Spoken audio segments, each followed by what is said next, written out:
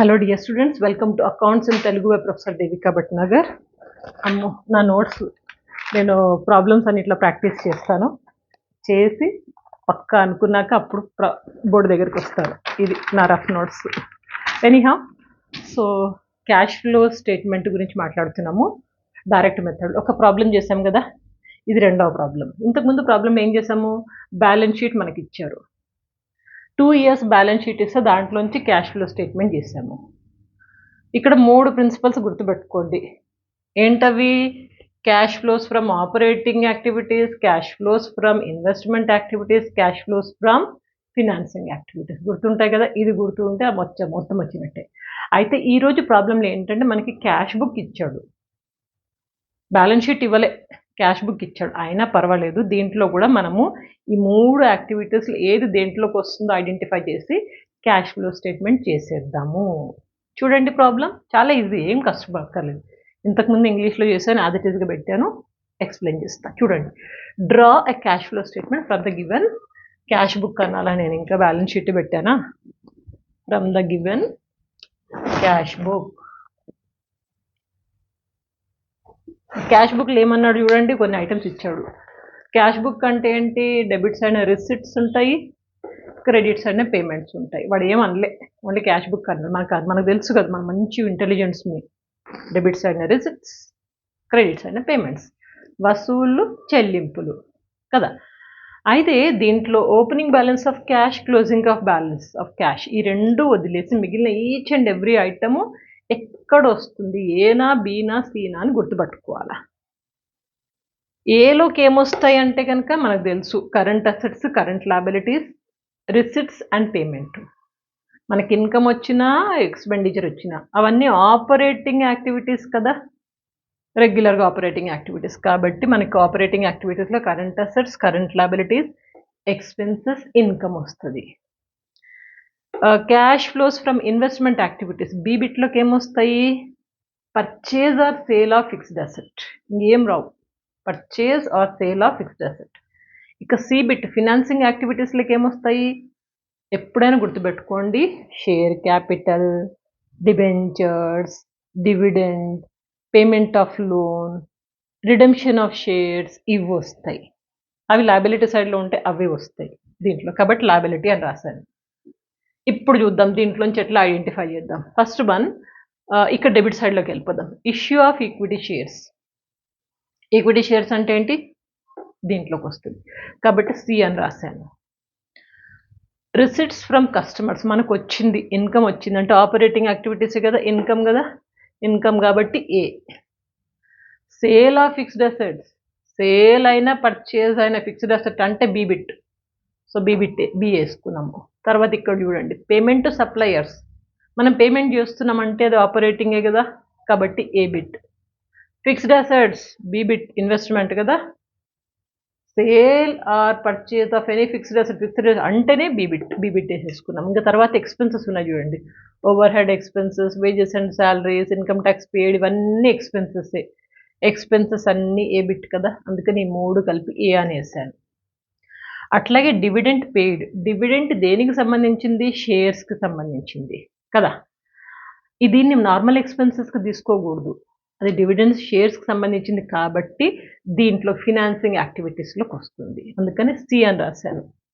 మామూలు ఇంట్రెస్ట్ పేడ్ ఇంకేదన్నా అంటే అది వేరే, కానీ ఇది షేర్స్కు సంబంధించింది కాబట్టి సి బిట్. అట్లాగే repayment of bank loan, bank loan తీసుకున్నా దాని లోన్ పే చేసేసినా పే చేసేస్తున్నాం, రీపే చేసినా కానీ అది సి బిట్లోకి వస్తుంది. ఓకేనా, ఐడెంటిఫై చేసాము. ఇంకేముంది, ప్రాబ్లం చేసేద్దాం. హెడ్డింగ్ పెట్టాము క్యాష్ ఫ్లో స్టేట్మెంట్. ఫస్ట్ ఏం కావాలి మనకి? Cash flows from operating activities, cash flows from operating activities అని పెట్టాము. పెట్టినాక ఏం చేస్తామంటే ఫస్ట్ మనము దీంట్లో మనం ఐడెంటిఫై చేస్తాం కదా ఏమేమి వస్తాయి ఏలో కంటే. 1, 2, 3, 4, 5, ఈ 5 ఐటమ్స్ వస్తాయి కదా. దీంట్లో ఫస్ట్ మనం రిసిప్ట్ తీసుకున్నాము. Receipts from customers, receipts from customers ఎంత వచ్చింది? 28 lakh, ఇది వేసుకున్నాం ఇక్కడ. ఇది రిసిట్ అంటే ఇన్కమ్, ఇన్ఫ్లో, క్యాష్ లోపలికి వచ్చింది కాబట్టి నార్మల్గా ఉంచాం. అదే పేమెంట్ అయితే బ్రాకెట్స్లో వేసుకుంటాం. ఇప్పుడు చూడండి 3 పేమెంట్లే. Overhead expense, payment to suppliers, payment చేస్తున్నాము, పేమెంట్ టు సప్లయర్స్ బ్రాకెట్లో వేసాము 20 lakh అంటే డబ్బులు పోతున్నాయి, అవుట్ఫ్లో కదా, బ్రాకెట్లో వేసాము. అట్లాగే ఓవర్ హెడ్ ఎక్స్పెన్సెస్ ఇది కూడా పేమెంటే కదా, అందుకని ఓవర్ హెడ్ ఎక్స్పెన్సెస్ బ్రాకెట్లో వేసుకున్నాము. తర్వాత వేజెస్ అండ్ శాలరీస్ ఇది కూడా పేమెంటే, బ్రాకెట్లో వేసుకున్నాము. అండ్ నెక్స్ట్ సారీ ఇది ఇక్కడ కదా వేసుకున్నాము. ఇన్కమ్ ట్యాక్స్ మాత్రము ఈ యాక్టివిటీస్ అన్ని వేసిన తర్వాత లాస్ట్లో ఇన్కమ్ ట్యాక్స్ మనము డిడక్ట్ చేయాలి. కాబట్టి ఇక్కడ దాకా వచ్చినాయి 28 lakh మైనస్ 23 lakh. ఎంత వస్తుంది? 28 మైనస్ 23 అంటే 5 lakh ఇక్కడ వేసుకున్నాం. ఈ 5 lakh లోంచి ఇన్కమ్ ట్యాక్స్ మైనస్ చేయాలి. ఓకేనా, లాస్ట్లో చూద్దాం ఇన్కమ్ ట్యాక్స్ ఎప్పుడైనా. మైనస్ ఇన్కమ్ ట్యాక్స్ పేడ్ ఎంత? 2,50,000. 2,50,000 5 lakh నుంచి తీసేస్తూ వచ్చింది మనకి 2,50,000. ఇదేంటి? Cash flow from operating activities అయిందా? తర్వాత cash flow from investment activities. Investment activities అంటే మనకి ఏమున్నాయి ఇక్కడ?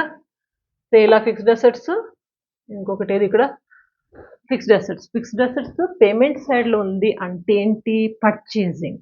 వాడు అక్కడ పర్చేజ్ అని అనలేదు, బట్ అర్థమవుతుంది మనకి. వీ హ్యావ్ టు అండర్స్టాండ్, మనకు అర్థం అవ్వాలి అది. పేమెంట్ సైడ్ ఉంది అంటే పర్చేజ్ చేసినాం కాబట్టి పేమెంట్ సైడ్లో ఉంది. ఫస్ట్ ఇది తీసుకుందాం, సేల్ ఆఫ్ ఫిక్స్డ్ అసెట్. ఇక్కడ రాసాం సేల్ ఆఫ్ ఫిక్స్డ్ అసెట్స్ ఎంత? 1 lakh.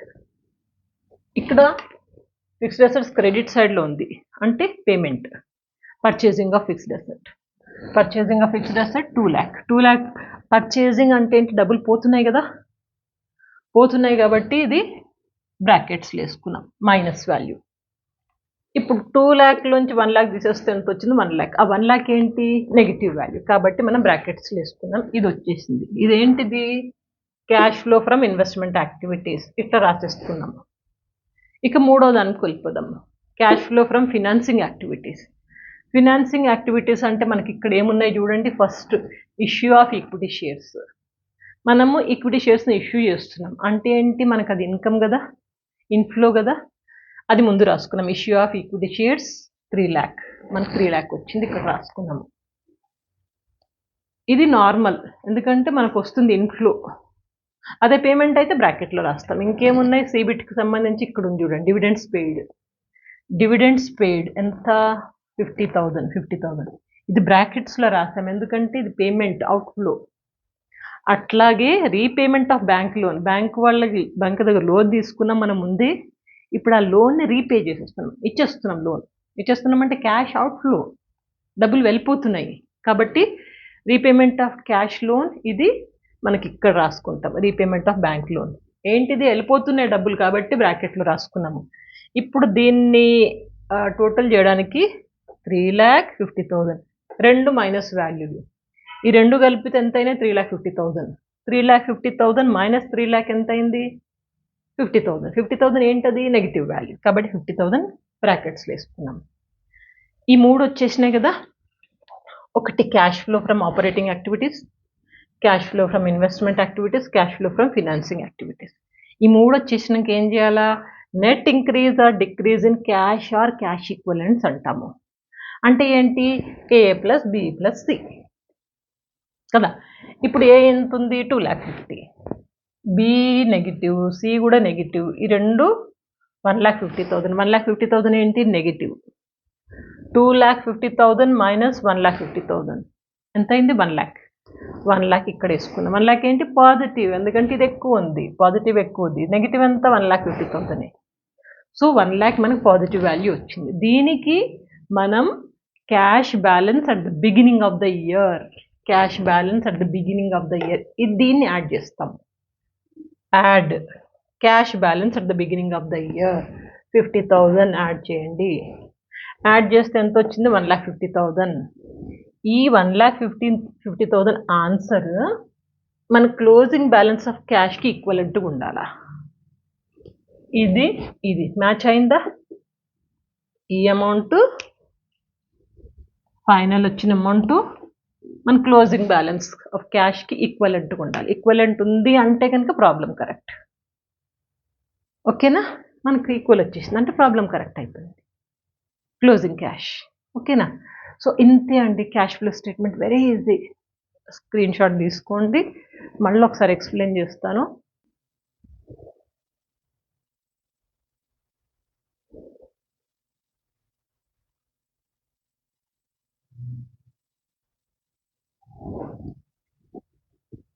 ఏం లేదు, మనకి క్యాష్ బుక్ ఇచ్చినా కానీ మనం ఒక్కటే గుర్తుపెట్టుకోవాలా, దీంట్లోంచి ఏ ఐటమ్ దీంట్లోకి వస్తుంది. ముందు ఈ 3 operating expenses, fixed activities and financing activities. Operating, fixed, financing దీంట్లోకి వస్తుంది. ఇట్లా రాసుకొని క్యాష్ ఫ్లో స్టేట్మెంట్ డైరెక్ట్గా చేసేయడం.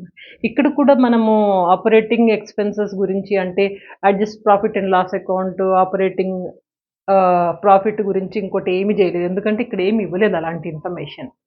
సో డైరెక్ట్గా క్యాష్ ఫ్లో స్టేట్మెంట్ చేసేసుకున్నాం. సింపుల్, ఒకసారి ట్రై చేయండి, మీకు ఈజీగా అర్థమవుతుంది. ఇదే కాకుండా మీ టెక్స్ట్ బుక్లో ఏమైనా ప్రాబ్లమ్స్ ఉంటే అవి కూడా తీసి ఒకసారి వర్కౌట్ చేయండి. ఎంత ప్రాక్టీస్ చేస్తే అంత కంఫర్టబుల్గా మీరు ఈజీగా ఇక్కడ కూర్చుంటుంది. ఎగ్జామ్ హాల్లోకి వెళ్తే టక మీరు ప్రాక్టీస్ ద్వారా ఎగ్జామ్లో హ్యాండ్ వెళ్ళిపోతుంది మీకు.